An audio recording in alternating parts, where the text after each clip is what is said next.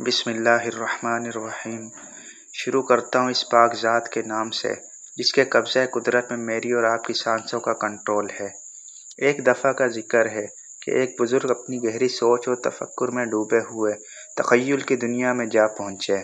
وہاں انہوں نے ایک منفرد سوال کا سامنا کیا: اسلام میں سور کا گوشت کیوں حرام ہے؟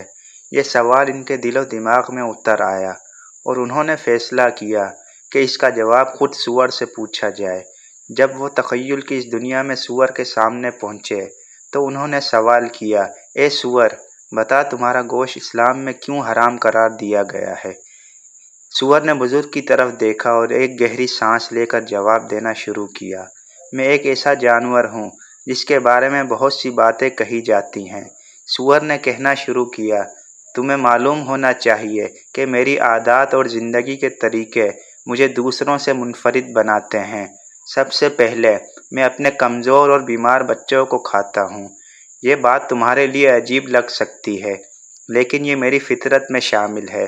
میں وہ جانور ہوں جو لاشیں، کتے، چوہے اور دیگر غلیظ چیزیں کھاتا ہوں۔ میرا وجود ایک طرح سے کچرا کھانے والا ہے اور میں وہ سب کچھ کھا لیتا ہوں جو دوسرے جانور چھوڑ دیتے ہیں۔ بزرگ حیرانی سے سنتے رہے اور سور نے اپنی بات جاری رکھی: میرے پاس ایک کمزور نظام ہاضمہ ہے جس کی وجہ سے میری جسمانی حالت اکثر خراب ہوتی ہے۔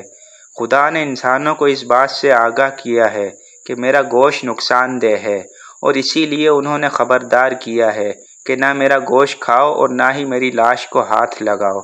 میرا جسم بیماریوں اور کیڑوں کا گھر ہے، اور میرے گوشت میں چربی اور کیڑے اتنے مضبوط ہوتے ہیں کہ انہیں مارنا آسان نہیں ہوتا۔ حتیٰ کہ کھانا پکانے کے دوران بھی سور نے مزید بتایا کہ وہ زہریلے سانپ کھاتا ہے، اور یہ سانپ اسے کاٹتے بھی ہیں، لیکن اس کا زہر اسے نقصان نہیں پہنچا سکتا کیونکہ اس کا جسم اس زہر کو چربی کے خلیوں میں جذب کر لیتا ہے۔ یہ بھی ایک وجہ ہے کہ اس کا گوشت صحت کے لیے نقصان دہ ہے۔ آج کل جدید فارموں میں پنجروں میں بند ہوتا ہوں، سور نے افسردہ لہجے میں کہا۔ اسے میں تناؤ کا شکار ہو جاتا ہوں اور بعض اوقات تو پاگل پن کی حالت تک پہنچ جاتا ہوں۔ میں اپنے پنجرے کی سلاخوں کو چبانے لگتا ہوں، یہاں تک کہ میرا چہرہ خون آلود ہو جاتا ہے۔ یہ ماحول میری صحت کو مزید خراب کر دیتا ہے اور میرے جسم میں بیماریوں کا مزید اضافہ ہو جاتا ہے۔ سور نے بزرگ کی طرف سنجیدگی سے دیکھا اور کہا: مجھے امید ہے کہ آپ اب سمجھ گئے ہوں گے کہ میرا گوشت کیوں حرام ہے۔ میرے گوشت میں نہ صرف زہریلے کیمیکلز ہوتے ہیں بلکہ چربی اور کیڑے بھی اتنے مضبوط ہوتے ہیں کہ انہیں مارنا مشکل ہو جاتا ہے، اور اگر آپ مجھے تجویز کردہ درجہ حرارت پر پکاتے بھی ہیں تو بھی میرے گوشت کا غذائیت سے بھرپور حصہ باقی نہیں رہتا۔ بزرگ نے غور سے سور کی باتیں سنی اور اس کی زندگی کے حالات اور عادات پر غور کیا۔ سور نے آخر میں کہا: یہ سچ ہے کہ انسان وہی ہوتا ہے جو وہ کھاتا ہے۔ خدا نے تمہیں خبردار کیا ہے کہ میرے گوشت سے دور رہو کیونکہ میں انسان کے لیے نقصان دہ ہوں۔ میں کبھی تمہارا کھانا بننے کے لیے پیدا ہی نہیں کیا گیا۔ یہ الفاظ سن کر بزرگ کے دل میں ایک نئی روشنی جاگی۔ انہیں سمجھ آیا کہ سور کا گوشت اسلام میں کیوں حرام قرار دیا گیا ہے۔ یہ حکم صرف ایک مذہبی قانون نہیں بلکہ ایک حفاظتی تدبیر ہے جو انسان کی صحت اور فلاح کے لیے دی گئی ہے۔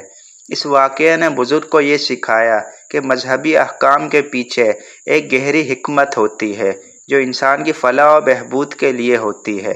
اس مکالمے کے بعد بزرگ نے تخیل کی دنیا کو چھوڑ دیا اور حقیقت کی دنیا میں واپس آ گئے۔ وہ دل میں اطمینان لیے لوٹے کہ وہ ایک اہم سبق سیکھ چکے ہیں۔